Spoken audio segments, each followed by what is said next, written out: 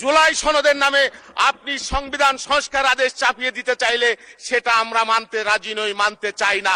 বলা হয় জুলাই অগাস্ট অভ্যুত্থান, 1 মাসের অভ্যুত্থান, বিষয়টা তা নয় মোটেও। বেঈমানের ইতিহাস বিএনপি নাই। আমাদের বিরোধী দলীয় বন্ধু গতকাল সংসদে একজন বক্তব্য রেখেছেন, আজকে একজন বক্তব্য রেখেছেন জুলাই সনদ নিয়ে। আমাদের বক্তব্য জুলাই সনদ নিয়ে স্পষ্ট। আমরা নির্বাচনের আগেও যা বলেছি, এখনো তাই বলছি যে আমরা জুলাই সনদে স্বাক্ষর করেছি সমস্ত রাজনৈতিক দল, জাতিকে সামনে রেখে। আমরা জুলাই সংবিধান আদেশে আমরা স্বাক্ষর করি নাই। আমাদের দায়বদ্ধতা জুলাই সনদের প্রতি, এবং এই জুলাই সনদ আমাদের সকলের প্রাণের দাবি, বাংলাদেশের মানুষের দাবি। এই বিষয়ে জাতীয় ঐক্যমত্য হয়েছিল।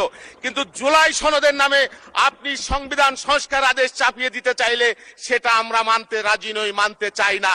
যদি সংবিধানই আমাদের রক্ষা করতে পারত, সেদিন বালু ট্রাক সরানোর ক্ষেত্রে সংবিধানের পৃষ্ঠা আমাদেরকে খুঁজতে হতো।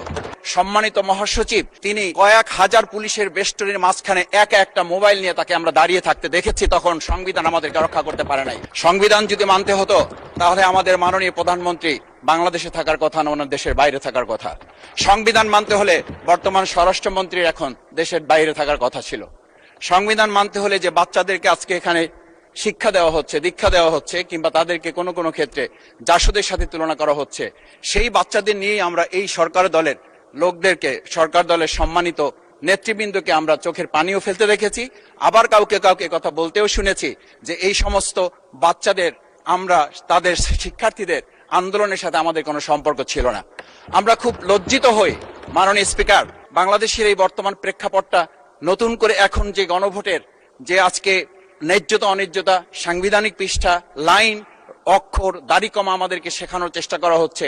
যদি সেটা হতো তাহলে বাংলাদেশ জাতীয়তাবাদী দলের সম্মানিত মহাসচিব, তিনি কয়েক হাজার পুলিশের বেষ্টনীর মাঝখানে একা একটা মোবাইল নিয়ে তাকে আমরা দাঁড়িয়ে থাকতে দেখেছি, তখন সংবিধান আমাদেরকে রক্ষা করতে পারে নাই।